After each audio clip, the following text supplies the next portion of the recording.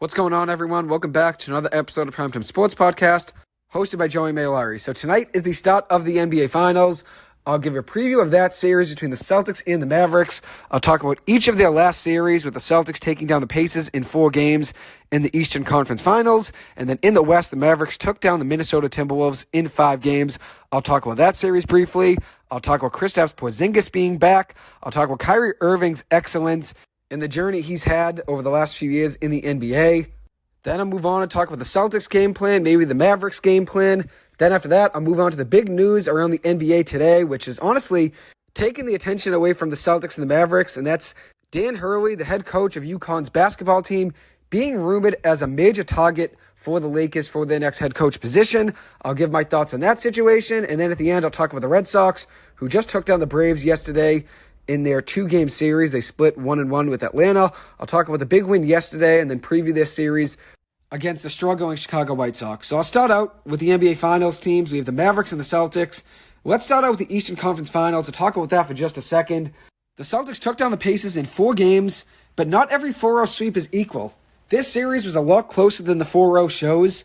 The Pacers had a chance to win 3 of those 4 games in the last 2 or 3 minutes, but you have to play 48 minutes. The Celtics just closed games better than Indiana did, and they definitely silenced the narrative a little that they can't win close games, which the Celtics getting that experience right now should help them in the finals. There will be some close games in the finals, I'm sure, so getting that experience and close games in the playoffs definitely matters. Games 1, 3, and 4 in that series against Indiana, the Pacers had their chances to win, but the Celtics just took over in those games late in the last few minutes. The Pacers did not score a single point in the last 3 minutes and 30 seconds of Game 4. That was a major issue for them, was scoring late in games. Jaylen Brown won MVP of the Eastern Conference Finals over Jason Tatum, which I thought was the right call. Jaylen averaged 29 points, 5 rebounds, 3 assists, 37% from 3, 52% from the floor. You could have made a case for Jrue Holiday. You could have made a case for Jason Tatum. Jrue Holiday was definitely up there for me as well, like I said. He averaged 19 points, 7 rebounds, 6 assists, and 1.5 steals per game. He's definitely capable of still being a 20-point-per-game scorer, but that's not what the Celtics need on a nightly basis from him. He just does everything that the Celtics need to win games, playing defense, setting screens, pick and roll. Everything you need, Jrue Holiday can do. He can facilitate. He can shoot a little for you, play some great defense, hustle back, push the pace. Jrue Holiday was a great addition to the Celtics team. I think he was the best addition for them the entire offseason. And that's mainly because Jason Tatum and Jaylen Brown have had their struggles in the playoffs in the past. We've seen them in the NBA Finals really struggle shooting the ball. Tatum was horrific at the free throw line against the Warriors in the Finals. Really struggled with turnovers in that series. The same goes for Jaylen Brown in that series as well against Golden State in the Finals. But now you have a guy in Jrue Holiday who's short-handed, has won big games, very well experienced, a great veteran, a good locker room presence. I think he was the best addition to the Celtics lineup this offseason. So obviously it's great to see him healthy for the Celtics. I know he's battling an illness at one point in that series against Indiana, but seeing him fully healthy is definitely huge. One guy that was not healthy in that series was Tyrese Halliburton. That injury was definitely tough to overcome for Indiana, not having him. Siakam was great. Pascal averaged 23 points, 7 rebounds, 4 assists, 55% from the floor, while Andrew Nembhard was unreal. He averaged 21 points per game, 8 assists, 48% from 3. He was awesome to watch. He's definitely a young budding star, someone who definitely deserves more shots in that offense next year. But that 4-0 sweep is what the Celtics needed. They got a little bit more rest than the Dallas Mavericks did. It obviously now gave Kristaps Porzingis a little bit more time to get back and be healthy for the series against Dallas. As for Dallas, they found a way to take down Minnesota in 5 games. I was honestly shocked by that series. I did not see that coming at all. But credit to Dallas, they're a very tough team, and I think they've gained more respect from everybody over the last couple series. I do think Minnesota would have matched up better with the Celtics than Dallas will, but that's just because Minnesota's size and their defense, I think, would have matched up with the Celtics better. But a big part of the NBA playoffs is matchups. The matchups are definitely huge. In Minnesota, I thought matched up better with Denver than Dallas would have. Obviously, you see Minnesota take down Denver in that series in 7 games. And then you obviously see now Dallas matched up better with Minnesota than Denver did. So it really is always matchups and who you have. The NBA playoffs is all about matchups and who is healthy. I'm not trying to discredit the Celtics' run to the finals, but the injuries to Jimmy Butler and Terry Rozier in the first round, then the injuries to Donovan Mitchell and Jarrett Allen in the second round, and the Tyrese Halliburton being hurt in the third round, all of those definitely played a factor. With that being said, the Celtics still are the best team in the East. They would have likely made it to the finals either way regardless, but it definitely would have been a little bit more tough of a road if all of those guys were healthy. As for the Mavericks, They found a way to win that series against Minnesota. I'm going to give them all the credit. Can't discredit how well they played on offense and defense. Luka Doncic was unstoppable in that series. 32 points per game, 10 rebounds, 8 assists, 43% from 3. Kyrie Irving was just as excellent, 27 points per game, 4.5 assists per game, 38% shooting from 3. He had his moments in that series. He's the best finisher in the NBA for a reason. As for Minnesota, Cat's struggles were definitely tough. They needed more out of Karl Anthony Towns. 2 close losses for Minnesota in Game 1 and Game 2. They lost by 1 point in Game 1, 3 points in Game 2. If Cat had a better game in Game 1 and Game 2, I think this could have been a different outcome. In Game 1, Cat was just 6 of 20 from the floor, 2 of 9 from 3 with 16 points. Game 2, 4 of 16 from the floor, 1 for 5 from 3, 15 points. And then in Game 3, 5 of 18 from the floor, 0 for 8 from 3 and 14 points. That's all 3 of the stat lines in Games 1 through 3 for Karl Anthony Towns. In Games 1 through 3, shot 14% from 3 off of 7 attempts per game and then 28% shooting from the floor with 15 points per game on average. They needed more from him. That's just a reality. They needed more from their second star alongside Anthony Edwards. Edwards definitely needed a little bit more help in that series. I do love Cat. I think he's a fantastic player and an even better person for the way he treats his fans and the way he treats his teammates. But the Wolves needed a better series out of him. There's no other way to put it. They needed a better series out of him. With that being said, the tough series versus Dallas should not discredit how great he played in the first 2 rounds versus Phoenix and Denver, where he shot 44% from 3 and 52% from the floor, averaging 19 points per game. The tough series against Dallas should not take away from how great he was in the first 2 series. Because Minnesota doesn't get to that point. It doesn't get to that series against Dallas without how great Karl Anthony Towns played in the first 2 series. I know everything we look at is always based on a recency bias, so Cat struggled in that last series against Dallas, so everybody forgets how good he was in the first 2 series, but he was great in that first 2 series against Phoenix and then Denver, so you cannot discredit him from just one bad series. One thing that's interesting to me is that what stands out now from that Western Conference Finals run for Dallas, and now they're in the NBA Finals, is that the Clippers gave the Mavericks the best series so far in the playoffs. With Kawhi Leonard hurt and only playing 2 games, both of which the Clippers lost, it's pretty miraculous to see the Clippers give the Dallas Mavericks the best series in the West. It shows how dangerous the Clippers can be when healthy. I know Oklahoma City was battling with Dallas as well, but I think the Clippers honestly played them a little bit tougher than Oklahoma City did. We'll see what the Clippers do this offseason, but I still believe Paul George walks to Philly, and I think Russell Westbrook opts out as well. I think Harden resigns. I think he stays with the Clippers. I think he stays with Kawhi Leonard. And if Paul George were to leave, I would love to see the Clippers go out and get Pascal Siakam. That's my ideal offseason. Re-sign Harden, get Pascal Siakam, and put Siakam at the 4. That would be a great addition to the lineup at a position of need for the LA Clippers. And now I'm looking back at that OKC series for the Mavericks and the Thunder. Oklahoma City was very good to start out. They won Game 1 by 22. Then they lost by 9, lost by 4, won by 4, and then lost by 12 and lost by 1 in Game 6. So that series was a lot closer than I remembered, actually. But I do think with Oklahoma City being fully healthy, they obviously had the advantage over the Clippers. The Clippers were not healthy without Kawhi Leonard, so that definitely played a factor in that. But it's honestly impressive to see the Clippers give the Mavericks a 6-game series with the injury to Kawhi Leonard. That's obviously a major loss, but I am impressed with the Clippers in the fight they gave Dallas, especially considering how great Dallas looks right now with Kyrie Irving and Luka Doncic really clicking over the last 2 or 3 months of the season. The Clippers gave them a 6-game series without their best player in Kawhi Leonard, so obviously I am going to give the Clippers some respect for that good series they had against Dallas. Obviously, moral victories don't count for championships, but I am impressed with the Clippers giving them 6 games. When you look back at that series, if Paul George or Kawhi Leonard had a better Game 5 and Game 6, it could be a completely different situation in LA. We could be talking about the Clippers right now against the Boston Celtics in the NBA Finals. I truly believed in that team a lot. It's just you really can't lose that Game 5 going back home after a thrilling Game 4 win in Dallas to even it up 2-2. You cannot lose Game 5 at home in LA. That was definitely tough. But at the end of the day, credit to Dallas. They've played great basketball over the last month. So like I noted, Porzingis will be back in the lineup for the Celtics in this series. He's not played since the Miami series, so the first round, but he is a major X factor for the Celtics. They definitely need him for size in the paint, especially when you need a guy to stretch the floor. He's great at that. He could definitely force Daniel Gafford out of the paint to cover him at the 3, and that definitely frees up the paint for the Celtics to drive and attack, which I definitely think will happen. I think the Celtics will drive the ball a lot more and get to the bucket more and look to score more in the paint this series than they have in the past. I don't think they're going to be as reliant on the 3 in this series. Cold shooting nights can happen. The Clippers had some tough ones against the Mavericks, and the Mavericks took advantage of the Clippers' bad shooting from 3, which the Celtics have been very strong from 3 for the most part all season long.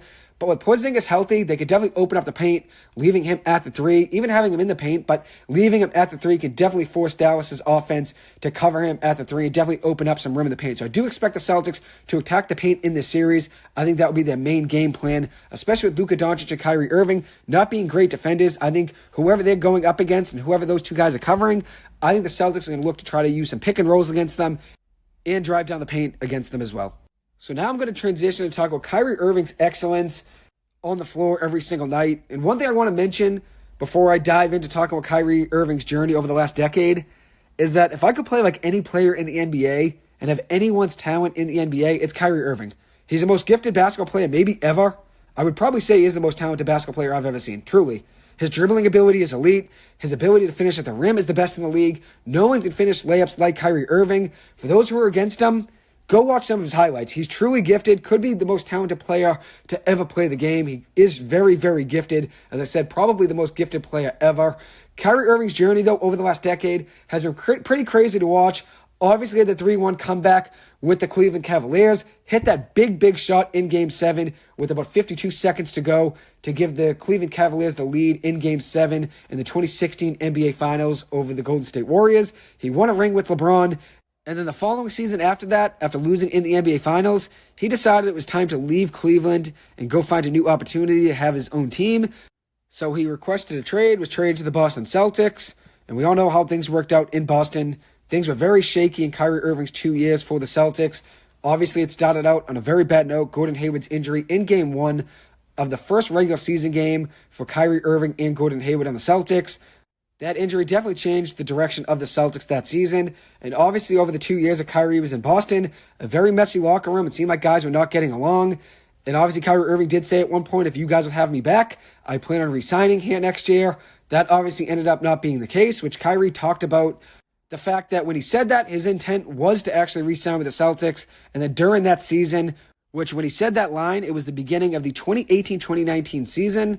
His intent was to re-sign with the Celtics, is what he claims. And then he had some losses in his family, which changed his perspective on things, which at the end of the day, it is the player's decision to decide where they want to go. That's what free agency is all about. They can choose where they want to go and where they want to sign, of how much money. So that's obviously Kyrie's right, ends up leaving the Celtics.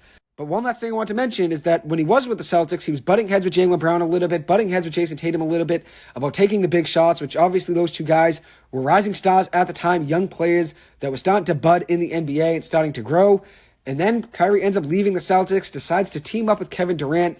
So he went to the Brooklyn Nets, where KD and Kyrie played for 4 seasons together. And obviously now when you look back at that era, it was a complete failure. But obviously the Nets took a shot, and Kyrie and KD took a shot together as well. They even recruited James Harden to the Brooklyn Nets, which Kevin Durant and James Harden both left the teams they were on where they had success in Houston and Golden State to join Kyrie Irving on the Nets. Still one of the biggest what-ifs in NBA history is that Brooklyn Nets team. What if they stayed healthy? I've talked about it a million times, so I'm not going to go too much further back and repeat things, but obviously that still is a big what-if in the NBA history book, and I still look back at that era and wonder how things did not work out. Obviously, if Kevin Durant's foot wasn't on the line against Milwaukee in Game 7, and they advance and face the Phoenix Suns in the finals and maybe even win the finals, we could have a completely different story in the NBA today. But obviously things didn't work out in those 4 years for KD and Kyrie in Brooklyn. And during those days, when he was on the Brooklyn Nets, Kyrie Irving was burning sage at the TD Garden before a game. He also stomped on Lucky the Leprechaun, the Celtics logo, at half court at the TD Garden. He flipped off Celtics fans. He made crying faces at them. He really let Celtics fans get in his head in the past.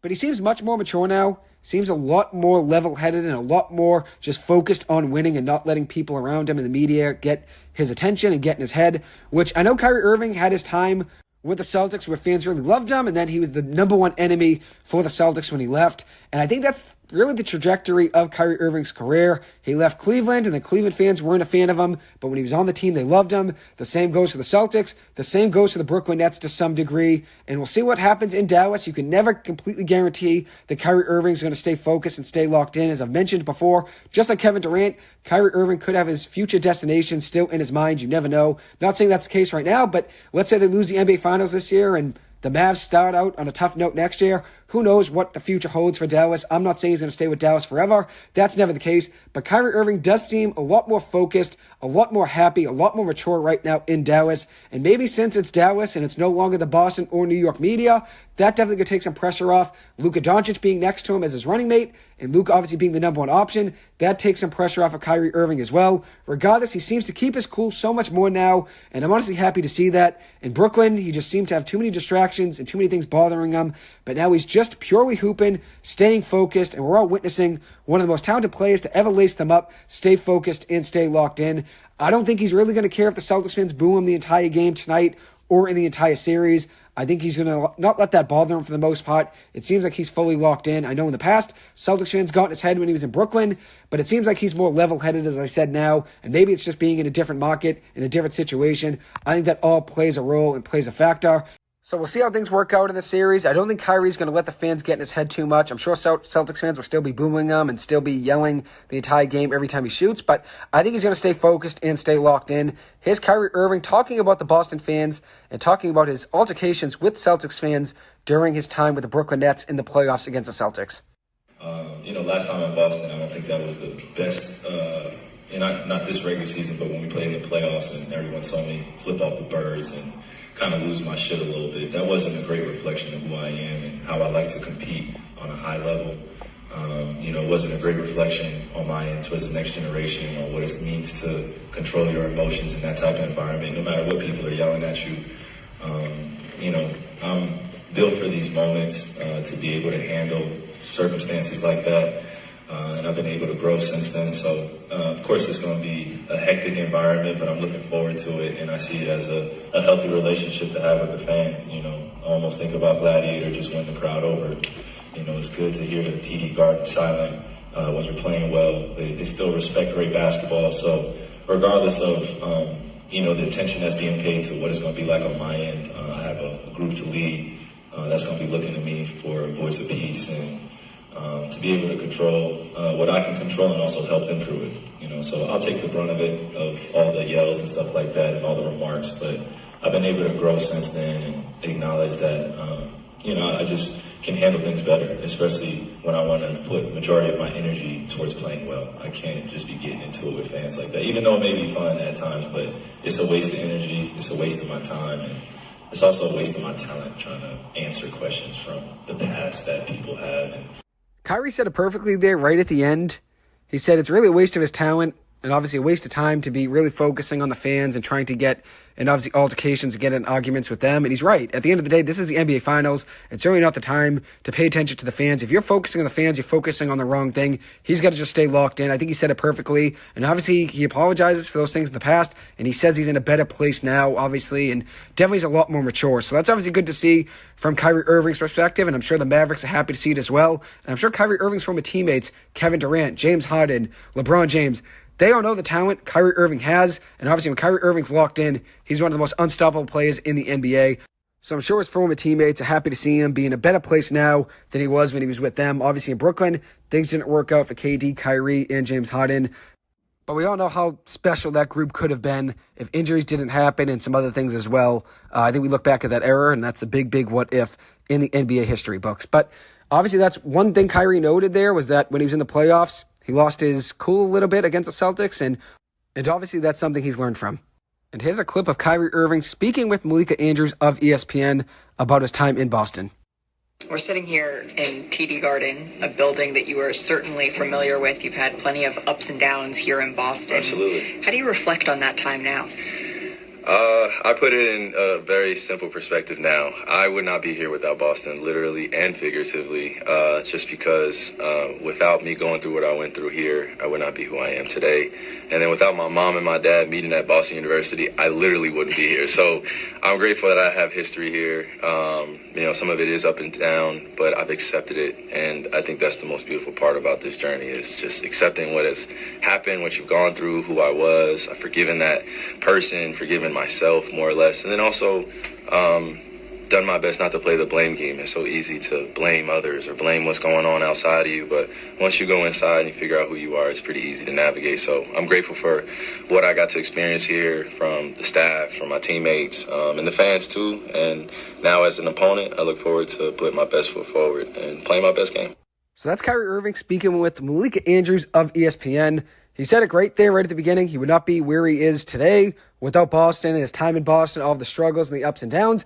It made him into the person he is today, and I'm sure he could say the same about the Brooklyn Nets, which that Brooklyn Nets team, like I've already mentioned, just a very fascinating team. I've been reading a lot about that KD and Kyrie Irving era in Brooklyn. It's pretty fascinating how they decided to team up, and then obviously the downfall, they took a lot of chances, got James Harden, and obviously tried to have something special when things didn't work out. That era definitely made me a Brooklyn Nets fan. I'd say that's like honestly my second team right now in the NBA, and it's not because when they had KD and Kyrie and James Harden, I wasn't really a fan back then, but now when I look back at that era, I do appreciate them going all in and taking a chance. I always respect teams that go all in and take chances, and we've seen Brooklyn do that now a couple times. Going for Paul Pierce, Kevin Garnett, that obviously didn't work out. I thought that trade was a little bit crazy at the time, and obviously it really showed to be one of the worst trades considering everything they gave up, losing out on Jason Tatum and Jaylen Brown essentially, and then obviously going all in, getting James Harden, signing Kyrie Irving, signing Kevin Durant. I do respect the Brooklyn Nets going all in. I'd say that's honestly my secondary team right now in the NBA. But as Kyrie Irving noted there, I mean, all of the things that happened to Boston when he was here definitely made him who he is today, and he appreciates all of the memories, whether it be good or bad, with this time with the Boston Celtics. So it's obviously going to be a great series. For the Celtics, I think the game plan has to be slowing down the Mavericks pick and roll, which they've been great with Luka Doncic setting up the pick and roll and then kind of just letting the screen go and then stepping back and having a good fadeaway jump shot.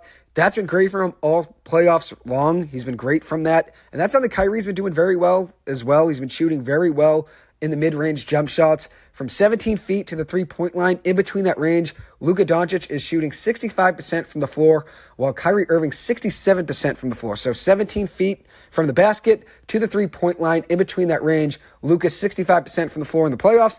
Kyrie Irving is 67%. So that's obviously something the Celtics have to stop. If I'm Joe Mazzulla, I'm putting Drew Holiday on Kyrie Irving. He can keep up with Kyrie's speed and obviously Kyrie's dribbling ability. Drew Holiday, you got him for this reason, to have a lockdown defender and a short-handed point guard, and he is all of that. He's a great leader, very experienced guard that's played in a lot of big games. He's a great athlete. I'd put Drew Holiday on Kyrie Irving, and then I'm probably putting Jason Tatum on Luka Doncic. I think he'd size up better with Luka than Jaylen Brown would, and I think better than Derek White would as well. I know Derek White is on a little bit of the smaller side compared to Luka Doncic. That's why I think Jason Tatum would be the better matchup against him. As for Dallas, Kyrie Irving and Luka Doncic aren't the best defensive players, but their defense has been better in the playoffs, a lot more than I gave them credit for before the playoffs began. Dallas did turn their philosophy of defense around in the middle part of the season, and it's really paid off for them. After getting P.J. Washington and Daniel Gafford, they've both really stepped up and added to that defense. They've obviously played a lot better defense as a team, but I think the Celtics will be tough for them to stop, and I think it's going to be tough for them to keep up with the Celtics offense, considering how deep the Celtics are. That's why I think the Celtics are capable of winning this series in 5 games. But honestly, I think Luka's going to get some calls, and I think it'll be Celtics in 6 games. The Celtics fans that are big fans of Luka Doncic will not be a big fan of him crying for calls by the midway point of the first quarter of Game 1.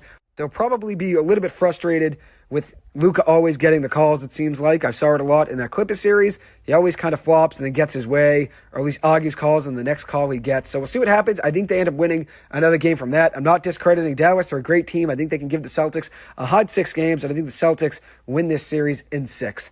So the next headline I want to move on to is talking about the LA Lakers heavily pursuing Dan Hurley to be their next head coach. Dan Hurley is the head coach at UConn's men's basketball program. He's won 2 national championships in a row. He's been 14-4 overall in March Madness with UConn. He was a Naismith Coach of the Year award winner in 2024. Overall, in his time in Storrs, Connecticut, he has a 141-58 record, 141 wins and 58 losses for a 708 win percentage. Since taking over for Kevin Ollie in 2018, he could have went to Kentucky after John Calipari left the program at the end of this past season, but he decided to stay at UConn. But now that the Lakers are willing to throw the big bag at him, he's willing to listen to their offers, and I think this goes hand in hand with the challenges and the changes of college athletics. You now have to coach while also fundraise. You have to recruit guys a lot differently than you did a decade ago. You basically have to make offers to players as if they were NBA free agents. The job is much more different now to be a head coach of college basketball and college sports in general than it was 5 years ago. The NIL has had a trickle-down effect on so many parts of college sports, whether it be the loss of loyalty in college sports, the heavy use of the transfer portal, or conference realignment. I'm all for players getting rewarded, but at the end of the day, I do think the way the NCAA did it, they probably needed a little bit more of a guideline that people need to follow. The NCAA passed the NIL with limited to no guidelines, and that's the reason that the entire situation right now in college sports seems irreparable. It does really come down to money, though. That's what the sports industry is all about. I'm not a fan of conference realignment. Having schools play their rivals every year and compete geographically, I think makes much more sense, and I think that's what makes college sports special. But now with the super conferences and the Big Ten and the SEC, we're seeing geography just completely gone in college sports. We'll see Stanford playing against BC next year, SMU playing against BC next year with them jumping into the ACC for basketball and football. These changes make professional jobs a lot more attractive to college coaches. College coaches may make more money now than they did in the past, but the job's a lot more rigorous now than it was a decade ago. I do think if Dan Hurley stays at UConn, they could potentially three-peat with the talent they brought in during the recruiting this past year. But it may be hard for him to say no to the Lakers job with all of the money he could get, and then the Lakers being such a historic franchise. I do believe it is a legitimate possibility he does leave UConn. I did just read a report that about an hour ago now, they started practice at UConn. He met with the players and informed them that he's been in talks with the Lakers, and this comes from John Fanta. He said that Dan Hurley informed the team that he's been in talks with the Lakers, and this is a source that told Fox Sports that Hurley didn't want to hide the fact that this is real. The Huskies have a noon practice, and Hurley told his players it's business as usual for now, and as I noted, this came from John Fanta. So, obviously, he knows this is a legit situation. It's not a rumor that's fake. He's not really denying that he's talking with the Lakers. So I do think it's pretty legitimate, and I do think he ends up going to the Lakers if the money's right. I know JJ Redick was a popular person to try to be their next head coach, and I know a lot of people are talking about it with him being their biggest and best candidate, but if they can go out and get Dan Hurley, it seems like that's what the Lakers want to do. If they're willing to throw that much money at him, obviously they favored Dan Hurley as their number one overall prospect to be their next head coach. I think JJ Redick would be a great head coach. He knows the game very well and obviously can relate to the players. We'll see what happens there, but I do think it's ultimately a matter of time until Dan Hurley leaves the UConn program and is the Lakers' next head coach, potentially within the next couple days if the money is right. And obviously that does take away from the NBA Finals. The headlines are all about Dan Hurley today and not the NBA Finals, but that's just a reality of the business. News can happen at any point, whether it's midnight, 2 a.m., 4 p.m., July 4th. It doesn't matter. News happen in sports every single day, and that's just a reality of the industry. So we'll see what happens there with Dan Hurley. I'll definitely keep you guys updated on that. So now I'm going to move on to my last segment and talk about the Red Sox. They currently sit at 500 ahead of their 4-game set in Chicago against the White Sox. They're 31-31 overall. They just split their 2-game series with the Atlanta Braves at Fenway Park. It took a miraculous game from Nick Pivetta on the mound and an explosion on offense for the Red Sox to win 9-0 yesterday over the Braves. The Sox out-hit the Braves 13-1 in that game. Devers was great, 2 for 3, 2 home runs, and 3 runs batted in. He has really heated up as of late, which is great to see. I've been critical of him in the past because I feel like he's inconsistent at times, and obviously the defense is still a worry. I think the Red Sox need Devers to be more consistent at times, but at the end of the day, the way he's hitting right now, no Red Sox fan can complain. Jarren Duran played great in that game yesterday as well, 2 for 5 with the home run and a triple. He has slowed down a little bit with his batting average, but I expect him to get back up. I do know he's a streaky hitter. That's something I've mentioned before. Nick Pivetta was great on the mound yesterday, 7 innings, giving up just 1 hit, 9 strikeouts, 2 walks, and no runs. Such a great pickup by Chaim Bloom in 2020. The Sox traded just Heath Hembree and Brandon Workman, and obviously that ended up being a steal for the Red Sox, getting a number 3 or a number 4 in Nick Pivetta, who's been very good for them. He's probably a number 4 or number 3 on most teams, but at times he's been the number 2 for the Red Sox or the number 3. It's great to see him playing great baseball right now and pitching well. And obviously we saw him pitch very well yesterday, so hopefully he keeps that momentum running into his next start.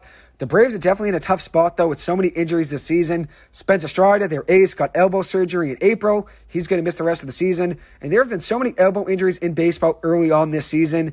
And I think this pitching injury epidemic is because of the pressure that are on pitchers nowadays to really get the most out of their rotations per minute, which that's RPMs. You're supposed to get the most RPMs and get the highest velocity, but your arm isn't meant to throw 100 miles per hour for 50 or 60 pitches a game with around 100 total pitches in a total start. You're not meant to throw 95 to 100 for 50 or 60 pitches with 100 pitches in a start. You're not. I mean, that's just a reality. Your arm really does take a toll every single start. And I think the Tommy John epidemic is partly self-inflicted by the emphasis on pitches to get better RPMs and have higher velocity. We've seen a rise in elbow injuries and elbow discomfort with pitchers taking time off, like Garrett Cole, who has missed every game for the Yankees so far this season. He's currently working his way back now.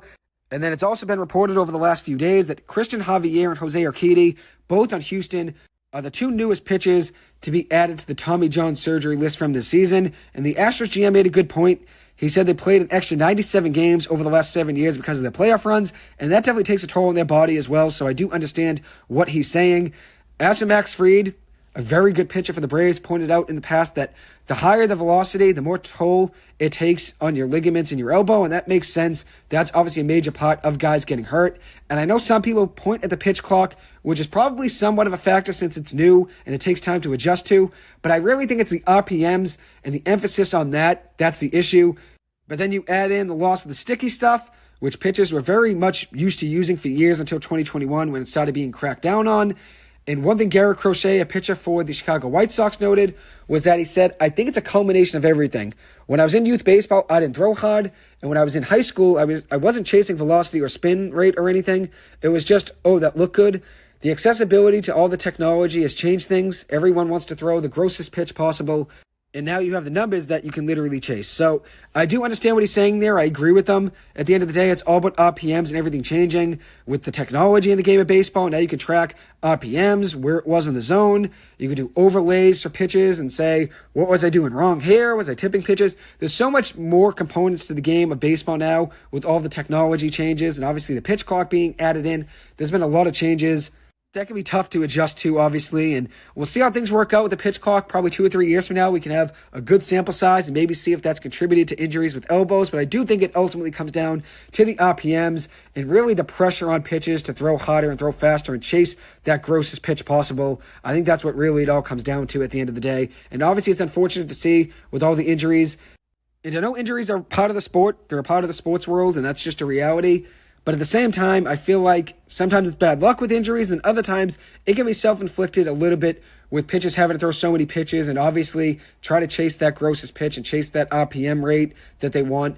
It's just really hard for pitchers to do so. So I do think that's ultimately a major factor in why pitchers are getting hurt a lot more now than it felt like in the past. And even though pitchers have gotten hurt forever, it's been a major thing for pitchers every year. They've had injuries, obviously considering it's really tough on your shoulder and your arm to throw that much, and your elbow. It's really a lot of strain and a lot of stress on all of those ligaments and obviously your entire body to throw that many pitches and that many starts per season. So I do understand that injuries are a part of the game, but the reality is I do think the RPMs and the velocity, I think that's a major, major problem and something that pitching coaches and pitchers have to look at a little bit more to try to play safer and play a little bit smarter to try to not hurt themselves and try to jeopardize their chances of finishing an entire season.